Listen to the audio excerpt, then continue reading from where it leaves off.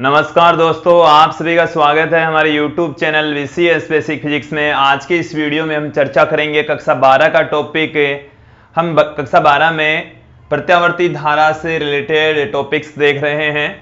देखिए, प्रत्यावर्ती परिपथों का विश्लेषण कर रहे हैं।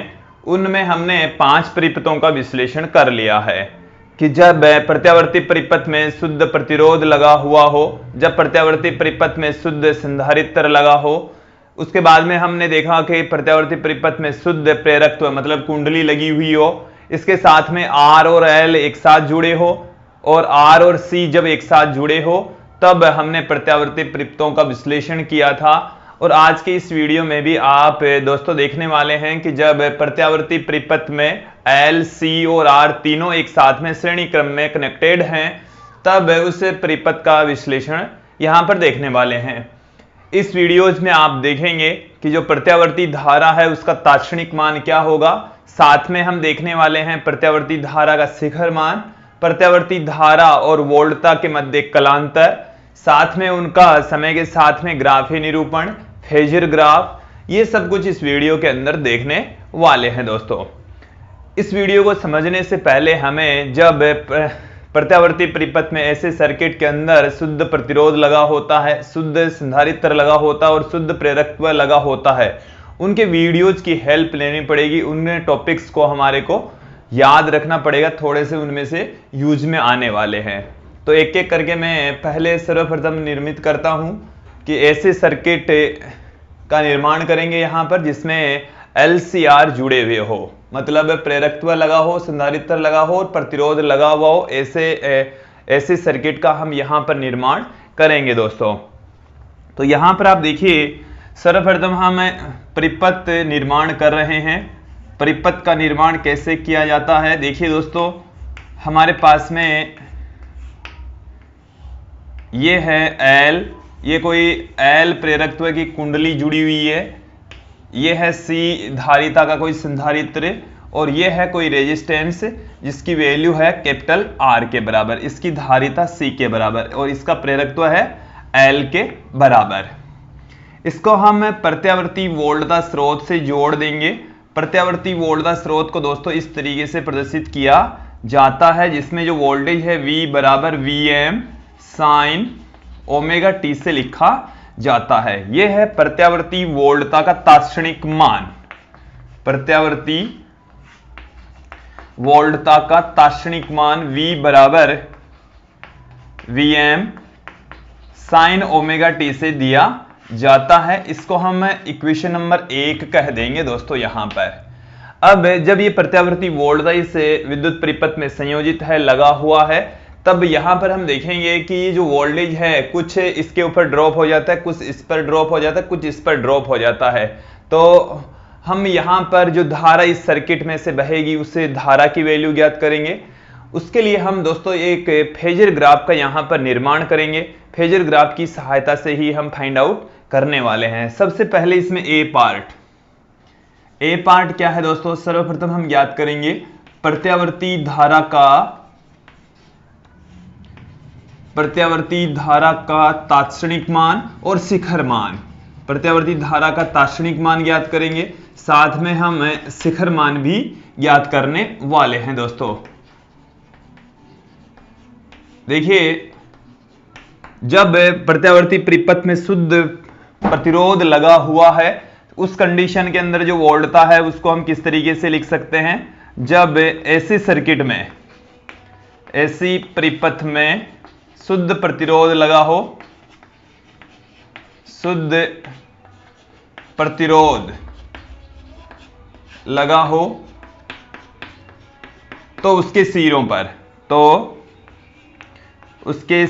पर विभवांतर, उसके सिरों पर जो विभवांतर है वो कितना होगा, उसको हम VMR से पुट करेंगे दोस्तों। यहां पर हमने VMR, ये प्रत्यावर्ती वोल्टता का शिखर मान है जब शुद्ध प्रतिरोध लगा हो। और देखिए, वोल्टेज बराबर होता है धारा इनटू प्रतिरोध, तो प्रतिरोध को हम यहां पर कैपिटल R से पुट कर रहे हैं।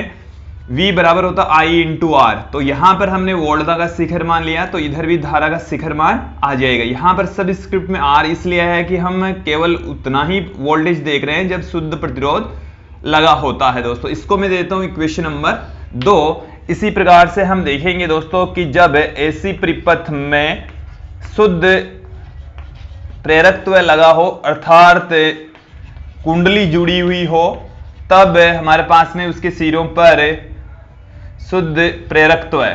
प्रेरकत्व का मतलब दोस्तों कोई कुंडली है, तो उस कंडीशन में हमारे पास में जो प्रत्यावर्ती वोल्टता है वो कितनी होगी, उसके सिरों का विभवांतर क्या होगा। उसके सिरों के विभवांतर को हम VML से पुट करेंगे। VML किसके तुल्य लिखा जा सकता है, देखिए दोस्तों यहां पर VML बराबर हम पुट कर सकते हैं। VML इसके सबस्क्रिप्ट में छोटा सा लटका हुआ है IM, और इस कंडीशन में जो प्रतिरोध होता है उसको अक्स L से पुट कर रहे हैं। इसको हम दे देंगे इक्वेशन नंबर 3। यहां तक आप लोगों को समझ में आ गया होगा दोस्तों। फिर इसके बाद में हम चर्चा करेंगे, बात करेंगे कि जब प्रत्यावर्ती परिपथ में शुद्ध संधारित्र लगा हो, कि जब प्रत्यावर्ती परिपथ में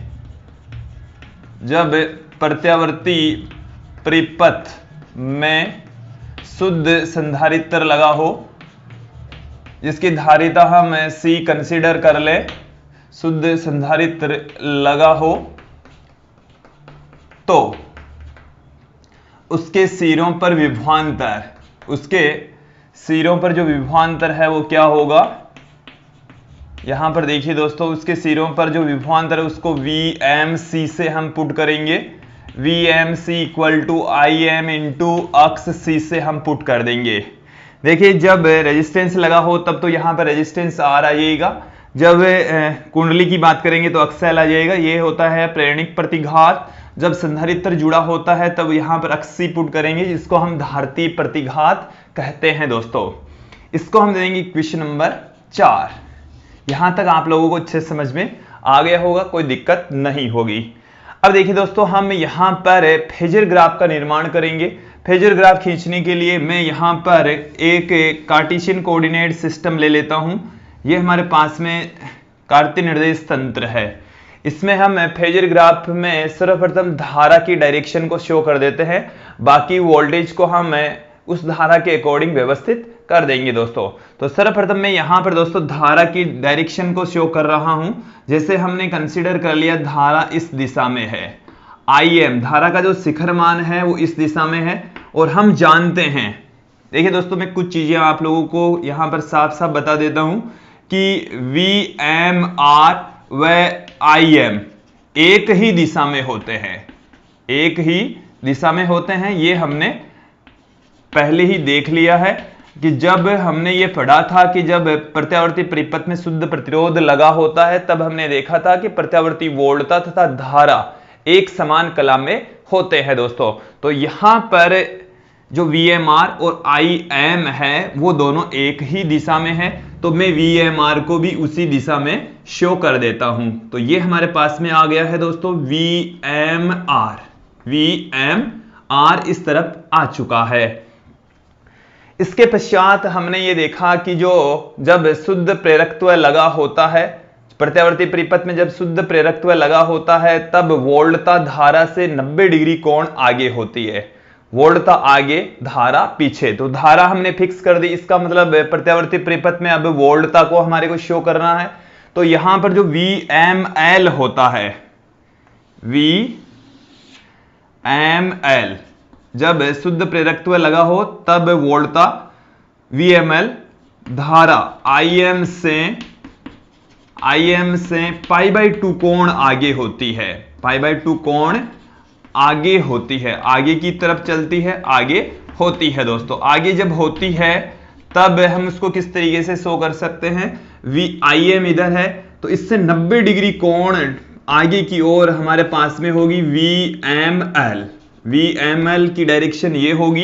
देखिए दोस्तों इसको अच्छे से समझ लेंगे, जिस डायरेक्शन में IM होता है उसी डायरेक्शन में VMR होता है, और IM से 90 डिग्री आगे होता है VML। ये हमने शुद्ध प्रेरकत्व जब जुड़ा होता है प्रत्यावर्ती परिपथ में उस टाइम पर देख लिया था, यहां पर भी आप लोग इसे समझ लेंगे। उसके पश्चात हम बात करेंगे यहां पर VMC, जब शुद्ध संधारित्र प्रत्यावर्ती परिपथ में संयोजित है उस कंडीशन में जो वोल्टता होती है वो प्रत्यावर्ती धारा से π/2 कोण पीछे होती है, अर्थात हम कह सकते हैं कि जो धारा है वो 90 डिग्री कोण आगे चलती है। तो VMC धारा IM से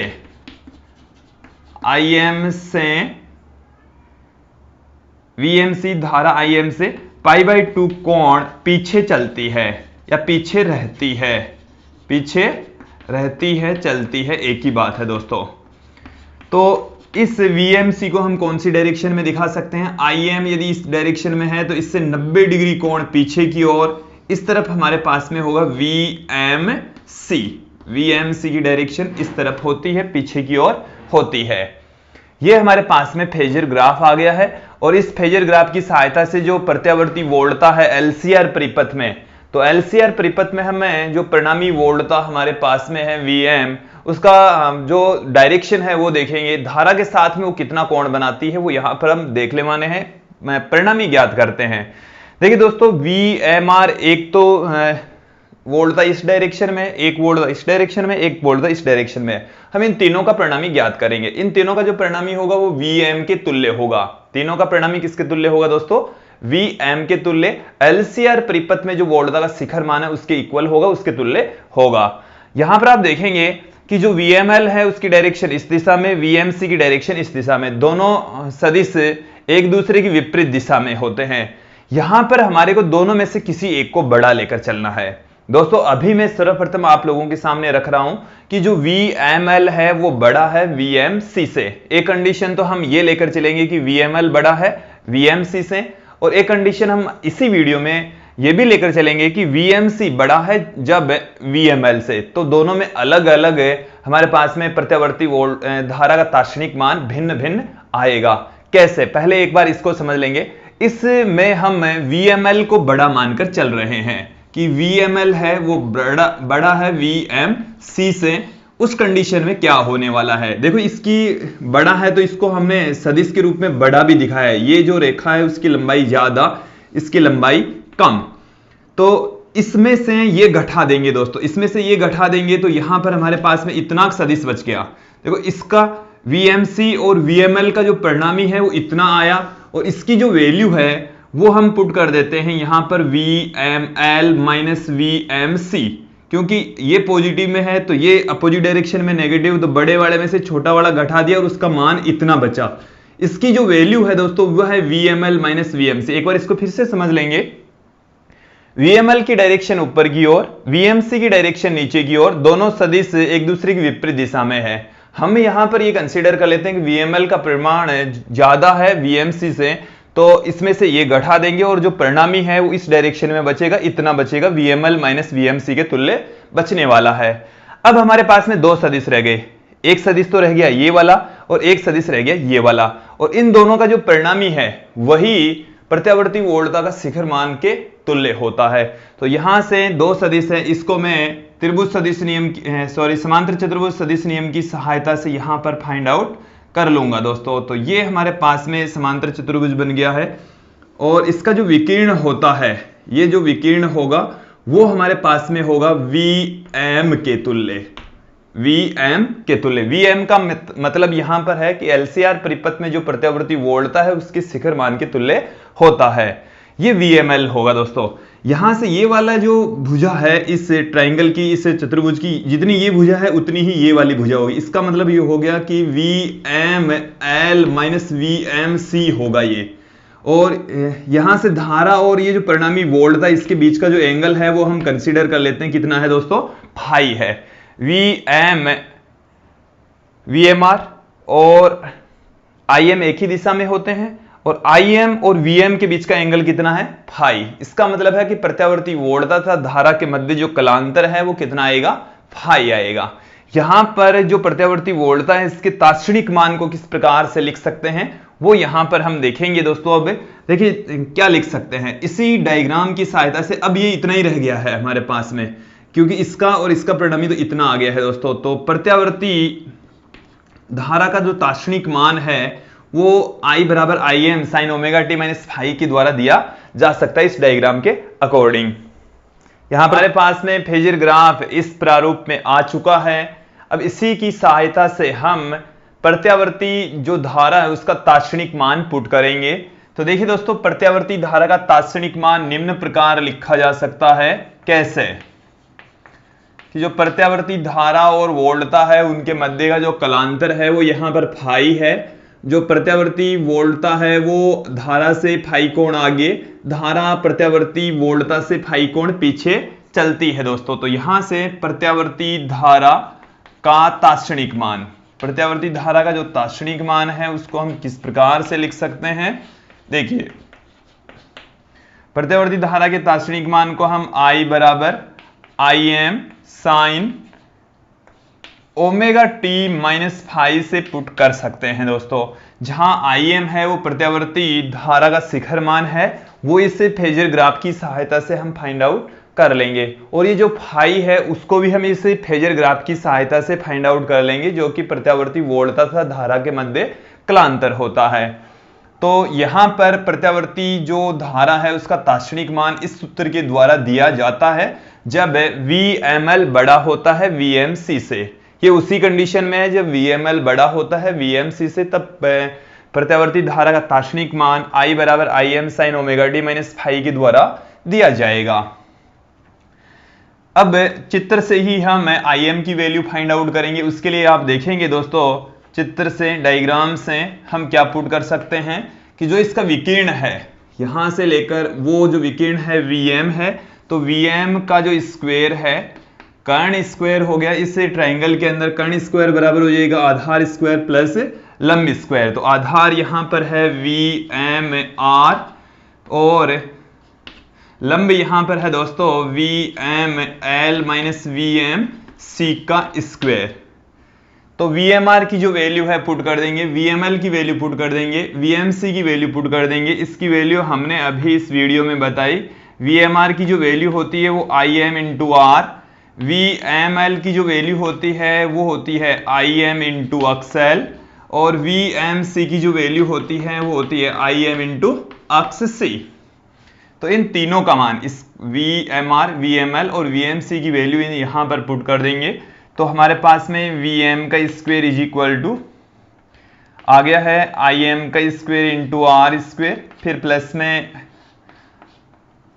Im into XL square, sorry Im into XL यहां पर पुट कर दिया, माइनस में Im इंटू XC इसका होल स्क्वायर है दोस्तों। यहां से हम Vm का square equal to Im square R square, यहां से Im दोनों में से कॉमन ले लेंगे और जब ये ब्रैकेट से बाहर निकलेगा तो इसके ऊपर स्क्वायर लगा हुआ है तो Im का भी स्क्वायर हो जाएगा दोस्तों, क्योंकि इन दोनों में से हम Im कॉमन लेंगे और जब कॉमन लेकर बाहर निकलेगा तो इसको स्क्वायर हो जाएगा। तो अंदर रह गया हमारे पास में XL, यहां पर रह गया माइनस में XC, इसका होल स्क्वायर चल ही रहा है दोस्तों। यहां से Im स्क्वायर हम कॉमन ले लेंगे तो Vm स्क्वायर बराबर Im का स्क्वायर, अंदर रह गया हमारे पास में R का स्क्वायर, फिर प्लस में XL माइनस XC का स्क्वायर, XL माइनस XC का स्क्वायर। ये ब्रैकेट हमने बंद कर दिया है दोस्तों। इसके पश्चात यहां से आप देखेंगे कि जो प्रत्यावर्ती धारा है उसका शिखर मान कितना आएगा। तो Im का स्क्वायर बराबर हम पुट कर देंगे Vm का square upon R square plus XL minus XC का स्क्वायर। यहां से आप देख लेंगे R square plus XL minus XC का होल स्क्वायर, ये बट्टे में चला जाएगा। Im स्क्वायर बराबर Vm स्क्वायर बाई ये वाला ब्रैकेट बट्टे में आ गया है दोस्तों। तो यहां से हमारे पास में आ गया है प्रत्यावर्ती धारा का शिखर मान। प्रत्यावर्ती धारा का जो शिखर मान है वो क्या निकल कर आ रहा है दोस्तों,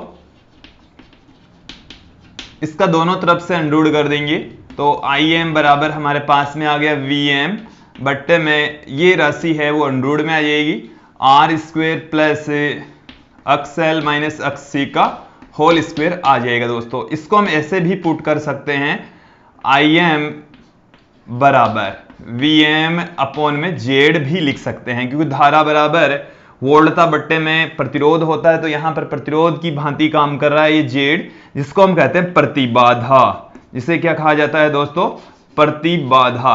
और LCR परिपथ की जो प्रतिबाधा है वो क्या है, किसके तुल्य है? हमारे पास में है R square plus X L minus X C का होल स्क्वायर का रूट। ये हमारे पास में है LCR परिपथ की प्रतिबाधा दोस्तों। अब यहां पर हम फाइंड आउट करेंगे कि जो प्रत्यावर्ती वोल्टता और धारा है उनके मध्य कलांतर फाई की वैल्यू। ये आप लोगों को समझ में आ गई होगी कि प्रत्यावर्ती वोल्टता है उसका शिखर, प्रत्यावर्ती धारा का शिखर मान कितना होता है, इसके साथ में प्रतिबाधा क्या होती है। देखिए प्रतिबाधा की जो डेफिनेशन है वो क्या है कि LCR परिपथ में धारा के मार्ग में उत्पन्न बाधा रुकावट है उसको हम प्रतिबाधा कह रहे हैं, और LCR परिपथ में उसकी वैल्यू Z बराबर होती है आर स्क्वायर प्लस अक्सल माइनस अक्सी का होल स्क्वायर का रूट के तुल्य होती है दोस्तों। अब हम यहां पर इसका बी पार्ट लेकर चलेंगे कि प्रत्यावर्ती वोल्टता तथा धारा के मध्य कलांतर क्या होता है। तो देखिए यहां पर बी पार्ट प्रत्यावर्ती वोल्टता एवं धारा के मध्य कलांतर। तो हमने प्रत्यावर्ती वोल्टता का फॉर्मूला लिखा, धारा का फॉर्मूला भी हमने पुट कर दिया था। तो उन दोनों के मध्य कलांतर कितना होता है वो अब यहां पर हम देखने वाले हैं। तो जो प्रत्यावर्ती वोल्टता है वो क्या होती है, प्रत्यावर्ती वोल्टता वो हमने ली थी V equal to V M sine omega T का कला कोण कितना है दोस्तों, का कला कोण है दोस्तों यहां पर हमारे पास में ओमेगा टी के इक्वल, ओमेगा टी के बराबर है। फिर हम बात करेंगे प्रत्यावर्ती धारा। तो जो प्रत्यावर्ती धारा है उसको हमने लिखा I बराबर I M sine omega T minus phi का कला कोण कितना है दोस्तों। इसी प्रकार से यहां से ये जो एंगल है साइन का, जो उसी को ही हम कला कोण कह रहे हैं, जो कि ओमेगा टी माइनस फाई के इक्वल होगा। तो वोल्टता एवं धारा में कलांतर कितना आ जाएगा, यहां से वोल्टता एवं धारा में कलांतर, तो कला कोणों का जो अंतर होता है उसी को ही हम कलांतर कहते हैं दोस्तों। तो ओमेगा टी वोल्टता वाला कला कोण, इसमें से हम धारा का कला कोण घटा देंगे तो ये तो हो जाएगा माइनस में, ये माइनस माइनस प्लस हो जाएगा, कलांतर आएगा दोस्तों फाई के इक्वल। इस फाई की वैल्यू इस फेजर ग्राफ की सहायता से हम यहां पर फाइंड आउट कर लेंगे। कैसे, देखिए दोस्तों इस ट्राइंगल के अंदर आप देखेंगे टेन फाई बराबर होता है लंब बट्टे में आधार। तो लंब फाई के सामने वाली भुजा होती है, और वो हमारे पास में जो भुजा उस डायग्राम से आप देखेंगे तो वी एम एल के equal, V M L minus V M C के इक्वल है अपॉन आधार यहां पर उस डायग्राम से देखेंगे ये जो ट्राइंगल है इसमें ये तो लंब है और ये आधार है दोस्तों यहां से यहां तक, जिसकी वैल्यू कितनी है वी एम आर के तुल्य। अब VML, VMC और VMR इन तीनों की वैल्यू यहां पर हम पुट कर देंगे। तो यहां पर जब पुट करेंगे तो दोस्तों क्या निकल कर आएगा, VML का मान होता है IM इंटू अक्सएल, इसकी वैल्यू होती है IM इंटू अक्सी, VMR की वैल्यू होती है IM इंटू R, ऊपर से IM कॉमन लेंगे नीचे से IM कॉमन लेंगे, कट जाएगा। तो हमारे पास में टेन फाई इक्वल टू क्या निकल कर आएगा, अक्सएल माइनस अक्सी अपॉन में कैपिटल R। यहां से हम क्या लिख सकते हैं दोस्तों, प्रत्यावर्ती वोल्टता तथा धारा के मध्य कलांतर phi equal to ten inverse X L minus X C upon में R लिख सकते हैं। ये हमारे पास में प्रत्यावर्ती वोल्टता तथा धारा के मध्य कलांतर आ चुका है दोस्तों। तो यहां तक आप लोगों को अच्छे से समझ में आ गया होगा। अब यहां पर हम प्रत्यावर्ती वोल्टता तथा धारा के समय के साथ में ग्राफ या निरूपण करने वाले हैं। किस तरीके से ग्राफ या निरूपण कर सकते हैं, हमारे पास में धारा का फॉर्मूला आ चुका है। धारा का फॉर्मूला दोस्तों इस प्रकार से होता है और प्रत्यावर्ती वोल्टता का फॉर्मूला इस प्रकार से होता है। हमने यहां पर देख लिया कि जो वोल्टता है और धारा है इन दोनों के मध्य कलांतर फाई होता है, वोल्टेज है वो फाई कोण आगे होता है, या धारा है वो वोल्टता से फाई कोण पीछे चलती है, माइनस में फाई कोण। तो यहां पर जो फाई आया ना, इसका अर्थ यह है कि वोल्टेज है वो धारा से फाई कोण आगे होती है, धारा है वो वोल्टेज से फाई कोण पीछे होती है दोस्तों। तो यदि हम यहां पर फेजर ग्राफ की बात करें तो फेजर ग्राफ की सहायता से हमने ये वैल्यू फाइंड आउट कर ली थी। अब हम इसका तीसरा पार्ट इसको मिटाकर ही देख लेते हैं दोस्तों। फेजर ग्राफ था, इसका जो तीसरा पार्ट है ग्राफीय निरूपण समय के साथ में प्रत्यावर्ती वोल्टता तथा धारा का, इसके बाद में देखते हैं दोस्तों। अब हम यहां पर सी पार्ट देखेंगे। सी पार्ट कैसे है? सी पार्ट है क्या कि प्रत्यावर्ती वोल्टता तथा धारा का समय के साथ में ग्राफीय निरूपण। प्रत्यावर्ती वोल्टता हम लेंगे एवं धारा हम लेंगे, समय के साथ में उसका ग्राफ खींचने वाले हैं। किस तरीके से खींच सकते हैं देखिए दोस्तों, यहां पर हम देखेंगे किस तरीके से खींचा जा सकता है। एक तरफ हम लेंगे प्रत्यावर्ती वोल्टता तथा धारा, इस तरफ हम प्रत्यावर्ती वोल्टता ले लेंगे या हम ले लेंगे धारा, और दूसरी तरफ हम दोस्तों लेंगे समय। दूसरी तरफ हम यहां पर क्या लेकर चलेंगे? समय। ये हमारे पास में है प्रत्यावर्ती वोल्टता का ग्राफीय निरूपण, जिसको हम V बराबर Vm sin ओमेगा t से पुट करते हैं दोस्तों। हमने यहां पर देखा कि जो धारा का फॉर्मूला होता है वो होता है I बराबर Im sine omega T minus phi. यहां पर जो धारा है वो फाई कोण पीछे चलती है। कैसे चलेगी? यहां से ये स्टार्ट होगी, जब इसका मान 0 होगा तो इसका मान यहां से स्टार्ट होगा और इस तरीके से इसका मान फाई कोण पीछे चलता है। जो भी वैल्यू आती है फाई कोण बाद में आएगी।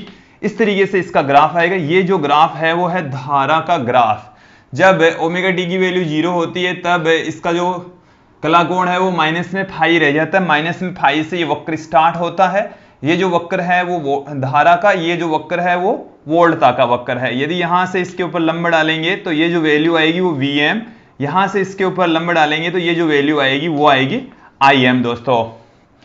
तो यहां पर ये जो समय है वो 0, यहां पर t/4, यह है t/2, यह है 3t/4 और यहां पर जो समय है वो t के इक्वल है। यहां से यहां तक का जो कोण है वो 2 पाई के इक्वल है दोस्तों।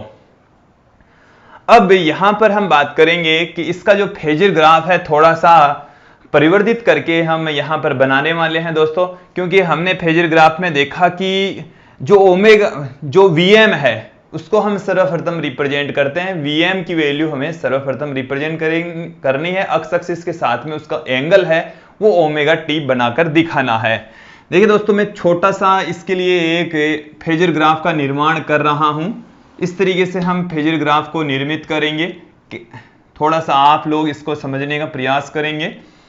ये हमारे पास में है अक्स एक्सिस और इधर हम ले रहे हैं दोस्तों, यहां से इस डायरेक्शन में हमने ले लिया है। ये हमारे पास में है VML, ये हमारे पास में है VMC। ये दोनों एक दूसरे की विपरीत दिशा में होते हैं दोस्तों।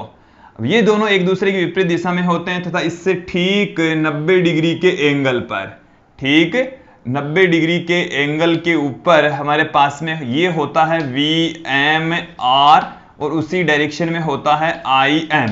देखो दोस्तों, एक बार इतना समझ लेंगे आप, हमने क्या किया, मैंने थोड़ा सा कोण घुमाकर फिर इसको व्यवस्थित किया है और इसको इस तरीके से हम प्रदर्शित कर सकते हैं। एक बार इसको मैं बना देता हूं, फिर इसको आप लोगों को समझाऊंगा।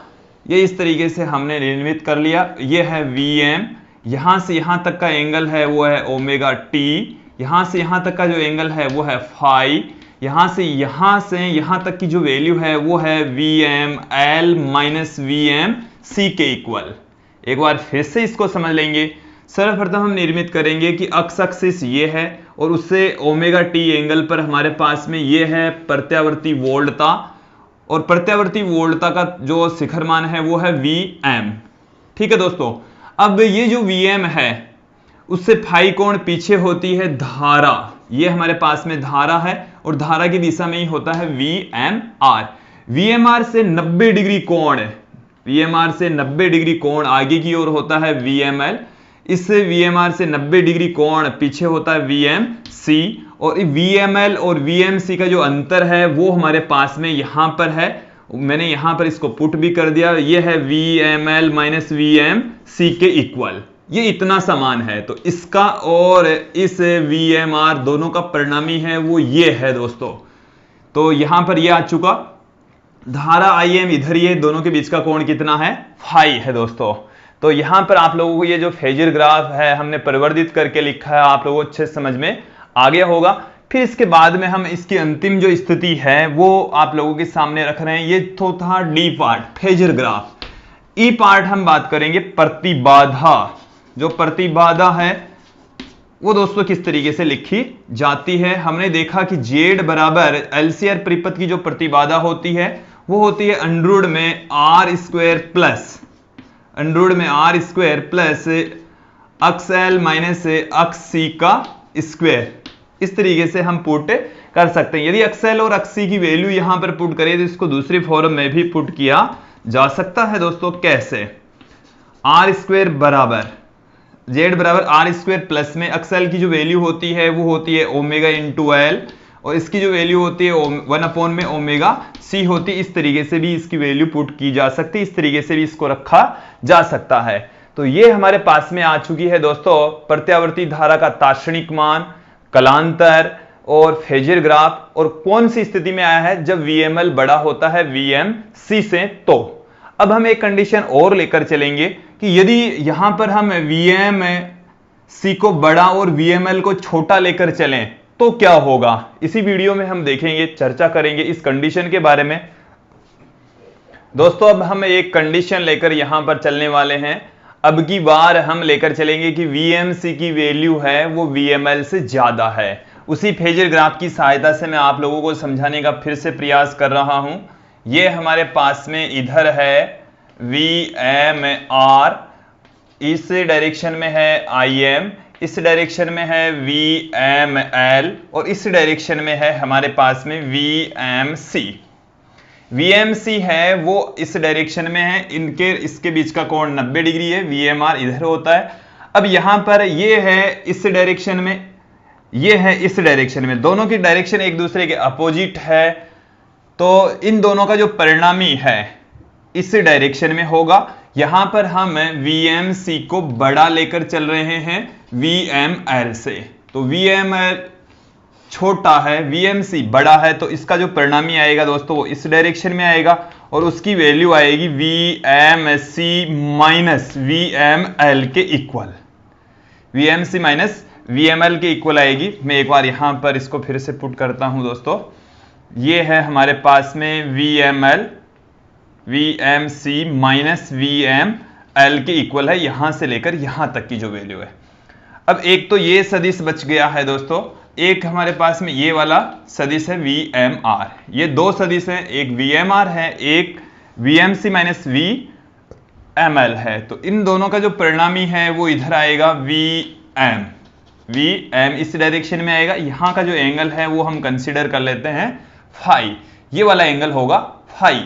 और यहां से यहां तक की जो वैल्यू होती है, यहां से यहां तक की जो वैल्यू है वो है VMC माइनस VML के इक्वल। दोस्तों हम आप लोगों को पहले ही बता चुके हैं कि जो VMR होता है वो IM इंटू आर के बराबर, VMC की वैल्यू होती है वो IM इंटू अक्सी के इक्वल, VML की वैल्यू होती है वो IM इंटू अक्सएल के इक्वल होती है।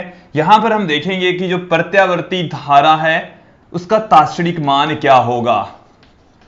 प्रत्यावर्ती धारा का तात्क्षणिक मान इस स्थिति में किस प्रकार से लिखा जा सकता है वो अब यहां पर देखने वाले हैं, हम बात करने वाले हैं। तो देखिए दोस्तों, यहां पर जो प्रत्यावर्ती धारा का तात्क्षणिक मान है वो इस फेजर ग्राफ की सहायता से ही देख लेंगे कि वोल्टता इस डायरेक्शन में, धारा उससे फाई कोण आगे चलती है। तो धारा का मान आ जाएगा I बराबर IM sine omega T plus phi. ये हमारे पास में प्रत्यावर्ती धारा का तात्क्षणिक मान आएगा जो कि वोल्टता से फाई कोण आगे होती है। यहां से ही हम इस IM की यदि वैल्यू फाइंड आउट करेंगे तो उसी तरीके से वही का वही ट्राइंगल है, और उसी ट्राइंगल की सहायता से ही हम देख लेंगे कि VM का स्क्वायर बराबर यहां पर आ जाएगा, कर्ण यहां पर यह है तो VM का स्क्वायर बराबर आ जाएगा आधार का स्क्वायर, तो VMR का square plus V M C minus V M L का होल स्क्वायर, और यहां से इन तीनों की वैल्यू पुट कर देंगे। ये वाली value V M R, V M C और वी एम एल की वैल्यू यहां पर पुट कर दीजिए। तो हमारे पास में आई एम का square into R square plus I M into X C minus I M into X L का होल स्क्वायर। यहां से हम आई एम कॉमन ले लेंगे तो हमारे पास में वैल्यू आ गई है, यहां पर शेष रह गया आर स्क्वायर, यहां पर रह गया अक्स सी माइनस अक्स एल का होल स्क्वायर। यहां से आई एम जब दोनों में से कॉमन ले लेंगे, इस ब्रैकेट में से बाहर निकालेंगे तो आई एम का स्क्वायर आ जाएगा, और वो इन दोनों में से कॉमन ले लेंगे, आई एम का स्क्वायर इधर आ गया दोस्तों। तो यहां पर यह आ गया हमारे पास में प्रत्यावर्ती धारा का तात्क्षणिक मान का स्क्वायर की फॉर्म में आया है अभी तक तो, और इसको हम अक्स इस तरीके से पुट कर सकते हैं। दोनों तरफ से अंडररूट करेंगे तो हमारे पास में ये आ गया आई एम बराबर वी एम बट्टे में अंडररूट में R square plus X C minus X L का स्क्वायर के रूप में लिख सकते हैं। इसको हम वी एम बट्टे में जेड के रूप में भी लिखा जा सकता है। ये जो वैल्यू है वो है दोस्तों प्रतिबाधा, इसको हम क्या कहते हैं दोस्तों, प्रतिबाधा कहते हैं, और ये है एलसीआर परिपथ की प्रतिबाधा। जेड बराबर हम लिखते आए हैं R square plus X C minus X L का होल स्क्वायर। इसको X C minus X L का होल स्क्वायर कर दीजिए, या अक्स एल माइनस अक्स सी का होल स्क्वायर कर दीजिए। इससे इसके ऊपर कोई इफेक्ट नहीं पड़ेगा दोस्तों, क्योंकि वर्ग होने वाला है उसके पश्चात, तो इससे इसके ऊपर कोई इफेक्ट नहीं पड़ेगा। ये आ गया हमारे पास में एलसीआर परिपथ की प्रतिबाधा, जो कि पहले वाली की भांति है, कोई डिफरेंस नहीं आता है, क्योंकि इसमें से कॉमन ले लेंगे, माइनस का साइन अक्स एल को पहले कर देंगे, एक्स सी को बाद में कर देंगे, तो भी कोई फर्क नहीं पड़ने वाला। एक नेगेटिव साइन क्रिएट होगा जिसका स्क्वायर होने के पश्चात वापस वो पॉजिटिव हो जाएगा दोस्तों। अब यहां पर हम बात करेंगे, ये हमारे पास में प्रत्यावर्ती धारा का तात्क्षणिक मान शिखर मान आ चुका है, कलांतर। अब की बार जो कलांतर होगा वो प्लस में होगा दोस्तों। किसमें होने वाला है, यहां पर जो वोल्ट धारा है वो फाई कोण आगे होती है, धारा है वो फाई कोण आगे या वोल्टता फाई कोण पीछे होती है। तो यहां से tan फाई बराबर यदि आप निकालना चाहें तो लंब यहां पर हो गया V M C minus V M L बट्टे में वी एम आर। तो यहां पर हमारे पास में वैल्यू क्या निकल कर आएगी, tan phi V M C, इन सब की वैल्यू पुट कर देंगे तो I M into X C minus I M into X L upon I M into R. ऊपर से आई एम कॉमन ले लेंगे, नीचे से आई एम कॉमन ले लेंगे, और इससे फाई को हम लिख सकते हैं टेन इनवर्स।